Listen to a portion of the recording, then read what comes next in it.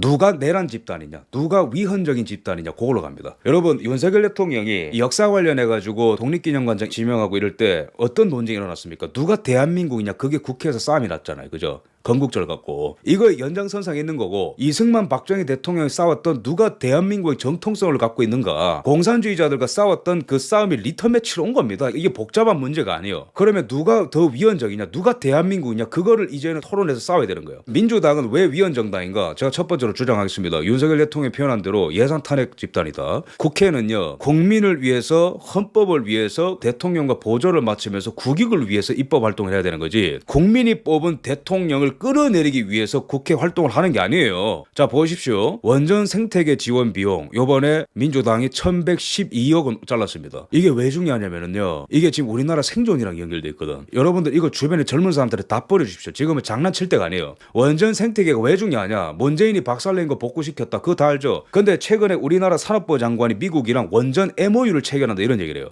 미국이 이제는 전력을 필요로 하거든. 근데 미국이 30년간 원전 생태계가 파괴됐기 때문에 설계 능력만 좀 갖고 있고 유지, 보수, 운영, 제조에 대해서 약해졌단 말이에요, 미국이. 근데 우리가 문재인이 토막 내놓은 원전을 윤석열이 살린 것을 넘어서 체코에 수출하고 이런 일이 일어나니까 미국이랑 MOU 얘기가 나오는 거야. 근데 지금 이 민주당이 뭘 했어요? 원전 생태계 지원금을 1,100억을 잘라버렸어, 최근에. 반국가 집단이죠, 이게. 그 다음에 지금 우리나라에서 어떤 산업이 미국이랑 연결될 가능성이 크냐면은 방산이랑 조선 다음으로 원자로 SMR, 이 새로운 원전 먹거리거든요. 소형 모듈. 이걸로 유럽에 팔아야 되고 미국이 이거를 원한단 말이에요, SMR을. 미국은 이게 전략자산으로 보는 거거든. 근데 이거 한미관계 파탄으로 가는 겁니다. 이거 일부러 이러는 거예요. 원전 수출 보증도 감액을 했고, 첨단 제조 기술 부품 장비 개발도 감액을 하고, 청년 일 경험 지원도 감액을 하고 1,600억을 잘라버렸어요. 청년들 못 살게. 연수사업도 다 잘라버리고. 그 다음에 또 충격적인 건 뭐냐면은 대통령실의 특활비 82억 원 하던 거를 빵원으로 잘라버렸어요. 이 대통령 하지 말라는 거지. 누가 위헌적인 활동을 했고, 누가 내란적인 활동을 했고, 누가 먼저 국정 마비를 시켰냐고. 그 다음에 검찰 특경비 특활비를 잘랐습니다. 587억. 이거 왜 이런 거예요? 이재명, 대북송군, 위정교사, 선거법 위반, 백현동, 성남FC, 김혜경 법카부터 해가지고 줄줄이 소세지잖아요. 근데 이게 수사가 진행이 되고 재판이 진행될 때마다 이재명한테 나쁜 소식이 나오고 그러니까 검찰을 아예 그냥 없애버리겠다는 사인인 거야, 이게.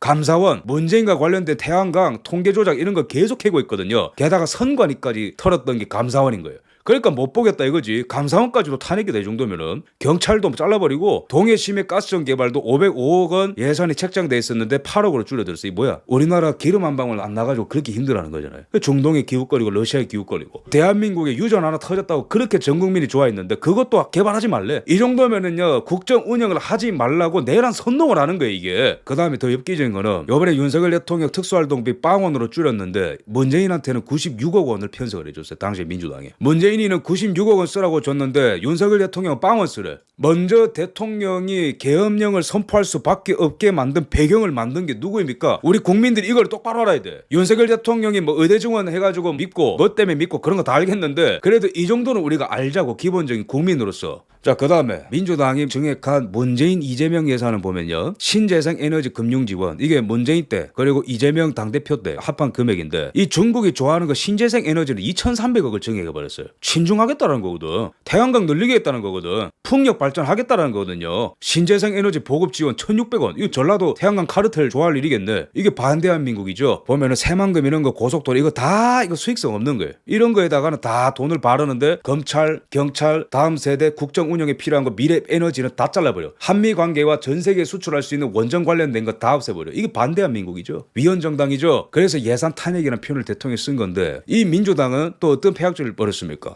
검사를 4만 번을 시켰어요. 후쿠시마 괴담 때문에, 민주당 때문에 1조 5천억을 헛돈을 쓰는 거예요. 돈을 벌기 위한 활동을 하나도 안 하면서 괴담을 퍼뜨려가지고 1조 5천억을 쓰게 만들었다고. 국가 경영을 마비시켜 온 거예요. 이재명이 당시에 선동을 했었고. 이래놓고 하는 또 폐악질이 뭐냐, 윤석열 대통령이 어제 왜 이렇게 화가 난지 이해가 되는 거예요. 국회의원의 내년 연봉이 1억 6천만 원, 예산 줄 삭감하더니 본인들 월급을 쑥 올렸다. 저는 이제 다시 한번 말하지만은 계엄령 찬성합니다. 이게 어제자 기사거든요. 뭐냐면은 윤석열 대통령 예산을 다 잘라. 미래 먹거리 나 그런 거 모르겠고 한미 관계는 모르겠고 원전 어떻게 될지 난 모르겠고 우리 호남 좋은 신재생 에너지 다 정액하고 윤석열이 너는 죽어라. 대한민국 다음 세대 다 죽어라. 근데 우리 연봉은 1억 6천만 원 늘려야 되지롱. 이러고 앉아있는 거예요. 여러분 분노해야 됩니다. 이승만 대통령이 불의를 보고도 일어나지 않는 자들은 죽은 백성이라고 했어요. 이거 여러분 주변한테 다 말씀해 주셔야 됩니다. 민주당 왜 위헌정당인가? 다 두 번째 항목입니다. 지속적인 국정마비 시도입니다. 윤석열 대통령이 22차례 탄핵 시도했다고 하는데 민주당이 임기 시작하고 나서 뭐 사고 나면 행안부 장관 탄핵, 검사 안동아 대북송금 수사한다고 탄핵, MBC랑 자기들 나팔수 지킨다고 이동관 방통위원장 탄핵해, 이재명 수사한다고 송준석, 이점석, 이동, 임홍석, 김영철, 강백신, 박상효, 엄희준 이재명 수사하는 이유만으로 다 탄핵을 하는 거예요. 방통위원장 또 탄핵해. 탄핵 중독인 거예요. 근데 이게 왜 심각한 일이냐면은 이게 보면은 18건으로 집계돼 있습니다. 과거 기사기 때문에 여기 4건을 더 더해야 되는 거예요. 최근에 검사 3명에 감사원장 1명까지 합하면은 그러면은 22명을 총 탄핵 시도를 한 건데 민주당이 다른 정권이랑 비교해 보십시오. 다른 정권에는 한두 건이거든 탄핵 시도가. 근데 보면은 윤석열 정부 때는 22건 탄핵 시도가 된 거예요. 누가 지금 내란 시도를 한 겁니까? 누가 지금 반대한민국적인 내란 시도를 한 거냐고. 비교해 보십시오. 이게 지금 나라인지 이게. 이런 인간들이 뭐만 하면 선동해가지고 뭐 몇 쪽 갉아먹고 음모론 퍼뜨리고 근데 자기들만 월급 가져가. 이거 여러분 이거 해산시켜야 되는 정당입니다 이거. 지금 우리는 이 대한민국의 역사 가운데 가장 중요한 구간으로 들어가고 있습니다. 그 다음에 윤석열 대통령이 그러면은 뭘 잘했냐? 잘한 거 맞습니다. 너무 많은데요. 제가 여기서는 중요한 내용의 줄기가 아니기 때문에 짧게 말씀드리자면은 그 윤석열 대통령은 뭐와 싸우고 있었는가? 이 자들이 윤석열 대통령의 전진을 막기 위해서 바지가랑이 잡을 때 윤석열 대통령 민노총이랑 투쟁했습니다. 2년 반 동안. 숫자가 말해주는 거예요. 이것도 최근 기사인데 민노총의 조합은 40%가 이제는 우리가 막장으로 투쟁하는 게 효과적인 게 아닌 것 같다라고 고백을 하고 이래요. 2022년 기준에 민노총 조합원 숫자가 109만 명이었는데 이는 전년 대비 10% 가까이 감소한 수치다. 올해 조사하면 아마 더 떨어진 걸로 나올 겁니다. 22년 기준이고 21년 대비니까. 노조 숫자가 381에서 225개로 줄었대. 이 왜 그런 줄 아세요? 윤석열 대통령이 검찰 출신이기 때문에 야 회계장부 까봐. 거기서 다 기법을 하는 거예요. 그래서 이 그래프를 보시면 공시율이 높아집니다. 민노총을 줄어들고 강성노조에서 나와서 아주 약한 노조가 양산이 됐고 그 양산된 노조들은 전부 다 공시율이 90% 넘어요. 그거 누가 그랬어요? 문재인이 그랬어요? 아니면 그 전에 정권이 그랬습니까? 윤석열 대통령이 총대 메고 싸운 겁니다. 민노총이랑 싸운다는 건요 종북 주사파랑 싸운다는 거거든. 그래서 최근에 민노총의 간부 한 명이 15년 선고받았잖아요. 1심에서 간첩질해가지고. 목숨 걸고 싸운 대통령입니다. 그 다음에 또 봅시다. 이번에 그러면은 또 어떤 중요한 탄핵 시도가 있었냐. 이창수 중앙지검장 탄핵이죠. 이게 중요한 게 뭐냐면은 이원석이 검찰총장으로 있을 때는 탄핵 시도를 안 했죠. 그죠? 근데 이창수 중앙지검장 들어오고 몇 개월 만에 왜 이런 일이 일어나지 아십니까? 이창수 중앙지검장 되고 나서 문재인과 이재명 관련된 수사가 엄청 빨라지거든요. 그러니까 이제 저마들이 놀래가지고 이창수 중앙지검장 탄핵하고 지금 그런 거예요. 그러니까 이 보시면은 이원석 보십시오. 문재인 수사에 대해서 질문을 받을 때 전직 대통령께서는 재직 기간에 국민을 대표했던 분이기 때문에 신중을 가야 된다. 앞으로도 그럴 거다. 이렇게 대답하는 거예요. 그러니까 문재인이는 대통령이었기 때문에 신중해야 된다라고 이원석이 이런 얘기를 했다고. 근데 이게 말이 안 되는 게 뭐냐면요. 이원석은 이 보시면은 박근혜 전 대통령을 직접 조사하고 구속한 사람입니다. 2017년에. 전 대통령이라서 예우한다며. 근데 현직 대통령 왜 이렇게 없는 뇌물죄도 엮어가지고 잡아놓는데? 정치검찰이에요, 이 사람. 그러니까 이 사람이 2년간 검찰총장으로 있으니까 민주당이 탄핵을 안 하고 가만히 있었던 거예요. 근데 이창수 중앙지검장이 딱 들어오자마자 바로 탄핵 걸죠. 이거 놔두면은 자기들 골로 가겠다는 걸 느낀 거거든. 내러티브를 아셔야 되는 거고. 대화 내용 보면 기가 찹니다. 피의자 신문조서를 보면 이원석이가 박근혜 대통령을 막 몰아붙이는데요. 계속해서 이 삼성 이재용으로부터 뇌물을 받았다 식으로 계속 몰아가. 박근혜 대통령이 어이가 없다라고 계속 반론을 펼쳐. 나는 그런 사실 없고 돈도 안 받았다. 그러니까 이제 화가 나니까 그 더러운 돈 받겠다고 사람을 어떻게 그렇게 만듭니까? 소리 질러 박근혜 대통령이. 이렇게 악질적이고 몰아붙였던 사람이 이원석 검찰총장입니다. 뭐 전 대통령에 대한 예우 이런 소리 하고 있어요. 결국에는 뇌물죄 무죄 떴잖아. 없는 죄도 만들어서 죄인으로 집어넣던 사람이 뭐 문재인 전 대통령 뭐 예우를 갖춰야 된다. 그 이원석이가 사라지니까 검찰 탄핵까지가 활동비도 다 줄이는 겁니다. 대통령도 이제는 헌재에서 한판 붙자고 시비를 거는 거라고 민주당이. 민주당 왜 위헌정당인가? 세 번째 국가안보 와해를 초래했다.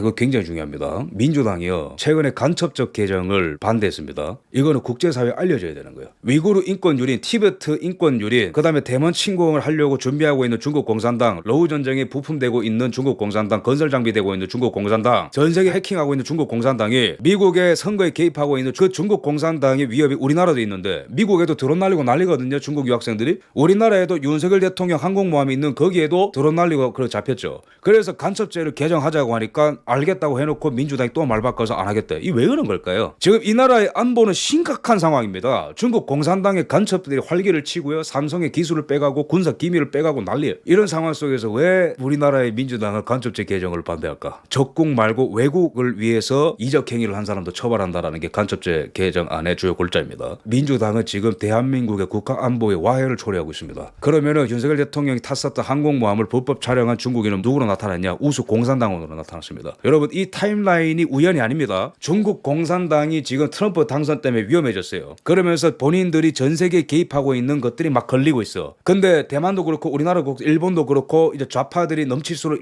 중국 공산당이 좋거든. 근데 여기 보면은 윤석열 대통령 항공모함을 촬영한 중국인이 결국엔 우수 공산당원으로 지금 밝혀졌단 말이에요. 며칠 전에, 이틀 전에. 근데 민주당이 이 타이밍에 딱 간첩법 개정안을 반대를 해. 이게 우연인 줄 아십니까? 그래서 윤석열 대통령 이거는 반국가 행위를 한다고 낙인을 찍고 헌재에서 마지막 승부를 보자라는 거예요. 누가 대한민국인지. 그리고 그 공을 지금 대한민국 국민들한테도 돌린 겁니다. 일정 부분을. 지금 우리나라 해군 사병이 1,000만 원에 중국에 한미훈련 기밀을 넘기는 나라가 됐습니다. 지금 우리나라는 간첩법 개정이 필요합니다. 또 얼마 전에 정보사의 군무원이 화이트 요원, 블랙 요원 명단을 중국인한테 넘겼고 휴미트 절반이 발각되어서 북한에서 곡사포로 처형된 일이 있었습니다. 이 정도로 지금 국가안보 정보기관이 다 무너지고 있는 거예요. 국정원도 제 역할 못하고 문재인이 담을 드러나서. 지금은요 이승만 박정희 대통령이 지금 이 순간을 살았다면 저는 똑같은 선택을 했다고 봅니다. 장담합니다. 왜? 똑같은 위기 속에서 똑같은 선택을 했기 때문에. 그 다음에 대한민국의 이 민주당은요 왜 위헌정당인가? 대한민국 안보를 와해하고 있는데 이 그림을 보셔야 됩니다. 종북 주사파와 결탁을 하고 있다. 이게 과언이 아닙니다. 윤석열 대통령 발언이. 최재형 북한에서 내려온 것이 확실시 되는 주체 사상은 인민의 혼의 안에서 살아 숨쉬는 영원한 에너지다. 뭐 이상한 소리 한 최재형. 이 사람은 촛불 행동이랑 어울리는 사람이에요. 촛불 행동의 김민웅은 민주당의 김민석 최고위원의 형입니다. 외곽에서 활동을 하고 탄핵 군부를 떼고 국회 안에서는 이자들이 탄핵 청문회를 열고 이런 구조인 거예요. 그래서 이게 한 세트다 이렇게 보는 겁니다. 넘어가고요. 우리나라 산업 자체가 지금 반도체, 디스플레이, 2차 전지 전부 다 중국한테 다 역전당했습니다. 자, 점유율 보시고요. 통신기기, 선박, 자동차, 철강, 석유화학 모조리 다 따라잡혔습니다. 이제는 우리가 중국한테 속국이 되느냐 마느냐 그 기로에 있는 거예요. 대한민국의 청년들이 각성하라. 중국의 속국으로 되도록 내버려 둘 거냐? 자유 대한민국으로 국익의 결단을 해서 살릴 거냐?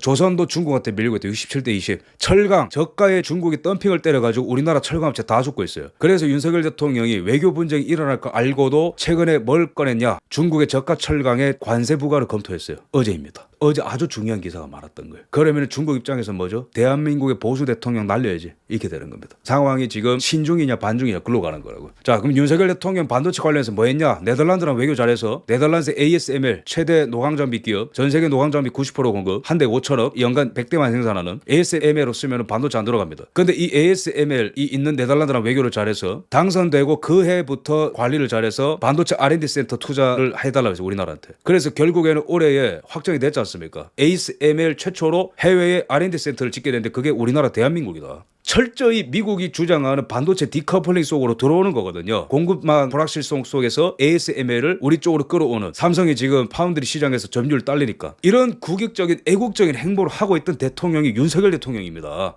자, 그 다음에 화해의 전수조사까지 했다. 문재인은 이거 거부했습니다. 트럼프 정부에서 화해의 전수조사 해달라는 거 문재인은 거부했거든요. 외교 분쟁 생길 거도 알면서도 윤석열 대통령이 2024년 4월에 국정원한테 시켜가지고 화해의 장비를 우리나라 정부기관이 얼마나 쓰고 있는지 전수조사를 했어요. 이런 것도 알아야 된다고. 자, 그 다음에 넘어가면은 대미 투자를 확대해서 세계 1위, 미국에 투자한 세계 1등 국가가 우리나라입니다. 전체적으로 글로벌주의, 세계주의, 친미, 자유국가 속으로 들어가서 자유국가들에게 영향을 미치는 글로벌 자유국가 국가의 코너스톤 역할을 했던 게 윤석열 정부라고. 이 나라가 안보가 어려워? 그럼 방산 수출해줘. 이 나라가 전력이 딸려? 그러면 원전 수출해줘. 이 나라가 반도체가 없어? 그러면 반도체 제공을 해줘. 대한민국 없으면 이 전 세계 자유 문명이 굴러가지 않습니다. 이제 그 정도로 중요한 역할을 했다고. 문재인이는 거기서 다 탈피를 했고, 그 다음에 일본과의 관계를 잘해서 불화수소 의존도를 중국에서 일본 쪽으로 돌렸습니다. 우리가 중국이랑 외교 분쟁이 생기면 반도체 수급이 끊길 뻔했거든요. 중국한테 이렇게 되면은. 근데 한미일 동맹이 강건하기 때문에 일본 쪽으로 돌린 거예요. 대한민국의 정말로 위험한 상황에 대비해가지고 이런 거를 다 해놓은 대통령입니다. 어디 이런 대통령을 탄핵하냐고. 그다음에 윤석열 대통령이 또 뭐 했냐? 문재인과 이재명은 중국의 셰셰, 대만의 셰셰, 뭐 중국은 삼봉오리 이런 집단이 어떤 정책을 했는가 제가 보여드렸고, 윤석열 대통령은 자유 대한민국과 대한민국을 긍정하는 정신을 우뚝 세우고 미국이 주도하는 글로벌 해양 세력 가운데 네트워크 가운데 대한민국을 밀어넣었단 말이에요. 그것도 모자라서 대한민국에 참 우리나라 보훈처가 이때까지 잘 못해가지고 참전 용사들도 소홀히 돼가지고 옷도 제대로 된 거 못 입었는데 윤석열 대통령 국가보훈부 만들어가지고 우리나라의 이 군 기관 같은 것도 살려놨어요. 이런 대통령이 있었습니까? 물론 이때까지 보수 정권이 하던 거에 연장선상에 있는 거지만 이런 것들을 우리가 알아야 된다는 거예요. 자, 그 다음에 국회. 우리나라 헌법에 보면요, 제3장 국회 40조에 보면 입법권은 국회에 속하죠. 이런 권한이 있습니다. 하지만 책임이 있어. 국회, 너네 책임이 있다고. 여러분 논쟁에서 지지 마십시오. 감히 헌법을 위반하는 내란죄를 저질러 계엄령? 노노노. 이미 국회가 자신들이 갖고 있는 권한을 남용하고 오용했습니다.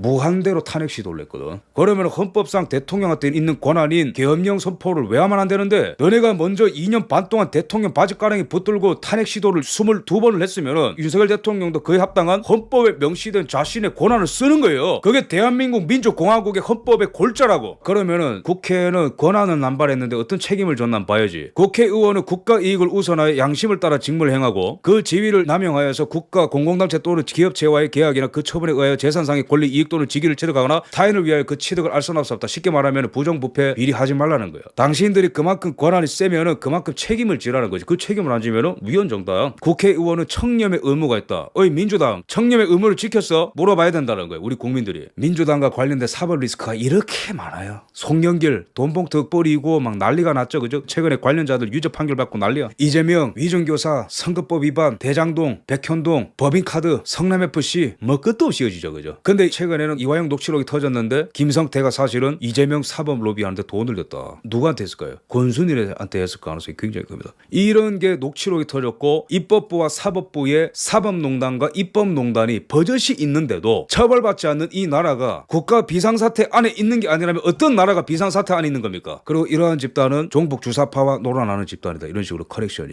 이걸 꼭 알아야 됩니다. 이 대만의 사례를 봅시다. 이제 윤석열 대통령이 국제사회에 메시지를 내야 되는 거예요. 지금 미국에서도 보면요, 보수주의자들이 한국 상황을 잘 모르고 민주주의 위협받고 있다 이런 얘기하는데 그거 빨리 바로잡아야 됩니다. 이게 대만과 한국의 사례와 이런 거를 역사의 사례를 막 얘기해야 되는 거예요. 윤석열 대통령이. 대만 같은 경우에 2달 전에 어떤 일이 있었냐면은 총통견제법 대부분 위원이라면서 대만 헌재에서 국민당이 입법 폭주를 할 때에 기각을 때린 거예요. 무슨 말이냐면은 라이칭더가 새로운 민진당 반중 정당이 총통을 배출했죠, 올해. 근데 국회는 우리랑 비슷한 거예요. 국민당이 제1야당으로 의석수를 많이 가져갔단 말이에요. 그러니까 그 야당 국민당 친중이거든요. 반중 라이칭더를 계속 못 살게 구는 거예요. 그래서 어떤 입법 시도를 했냐면은 총통견제법. 자, 첫 번째, 우리가 원할 때 총통은 국회에 나와서 소상히 모든 걸 다 설명해라. 두 번째, 대만의 국민들은 국민당이 요구를 할 때에 정확한 팩트를 제시해야 된다. 이거 보면 입법 독재법이거든요, 이게. 근데 그게 대만 헌재에서 위헌으로 선언이 되면서 기각이 난 거예요. 그래서 반중 라이칭더 총통이 국정 운영에 탄력을 받게 됐다. 윤석열 대통령이 국제사회에 이런 메시지를 던져야 됩니다. 지금의 시대 정신은 반중이다. 트럼프 당선 이후로 1번부터 7번까지 다 반중이다. 관세를 때려도 반중이고 장벽을 세워도 반중이고 마약이 들어오는 것도 반중이고 모든 게 다 반중이다. 트럼프는 부정선거 규명도 반중이고. 근데 지금 중국을 견제하는 데 있어서 일본, 대만, 대한민국이 너무 필요한데 대만과 대한민국의 거대 야당이 폭주를 하고 있다. 친중 정당들이. 그래서 우리 대한민국을 지켜야 된다. 이런 식으로 연설을 좀 해야 되는 거예요. 빨리. 대만은 일단은 이 위기를 벗어났는데 지금 우리랑 상황이 비슷한 겁니다. 대만이 지금. 마지막입니다. 왜 한국을 지켜야 되는가? 그럼 전 세계는. 한국은 코너스톤입니다. 대한민국 없이 반도체 없고요. 글로벌 공급망 없고, 대한민국 없이 원전 시장 확대 없고, 대한민국 없이 러시아랑 중국의 원전 세계 시장 점유율을 위협할 수 있는 방안 없고, 대한민국 없이 미국의 조선업이 일어날 수 있는 방법 없고, 물론 제가 좀 과장을 섞었지만 이런 식으로 얘기를 해야 된다고. 대한민국의 도움이 없이 한미일 공존 없고, 대한민국 없이 인도태평양의 대전략은 없어지는 거예요. 대한민국의 지정학적 가치, 미국이 그리는 오키나와 괌, 대만, 필리핀을 잇는 사슬이 무너지는 거예요. 친중 국가로 떨어지는 순간부터 오키나와 괌, 대만, 필리핀, 대한민국을 잇는 사슬이 다 무너지는 겁니다. 자, 두 번째, 대러시아 전략 위협입니다. 러시아는 우크라이나 북극해 북한을 잇는 큰 프로젝트를 지금 그리고 있는데 대한민국 없이는 북한을 잡을 수가 없고 러우 전쟁 다음에는 폴란드와의 전쟁이 될 수 있습니다. 그럴 때는 대한민국의 한 축을 감당하지 못하면은 러시아 견제도 안 되는 거예요. 세 번째, 대한민국은 2023년 최대 대미 투자국입니다. 삼성, SK, 현대, 하나 등 전 분야에 걸쳐서 전 세계 시장을 선도했었던 기업들이 있는 곳이 대한민국이라고. 대한민국을 포기하면 안 된다는 거예요. 네 번째, 대한민국이 쓰러진다면은 인류 역사상 가장 악랄한 중국 공산당과 북한의 전체주의 체제에 자유문명 보루 중에 하나인 대한민국의 쓰러진 선례가 남게 되면서 세계 3차 대전으로 가는 겁니다. 이 내용을 갖고 지금 윤석열 대통령은요, 대국민 담화문과 전 세계 대상으로 지금 발표를 해야 됩니다. 깃발을 들면은 따라 나설 사람 굉장히 많습니다. 눈치 보지 마십시오. 대한민국 헌법과 대한민국 역사와 대한민국 국민들과 대한민국 미래 세대를 위해서 윤석열 대통령이 정말 어려운 때지만은 결단을 해주시기를 간곡히 부탁드리겠습니다.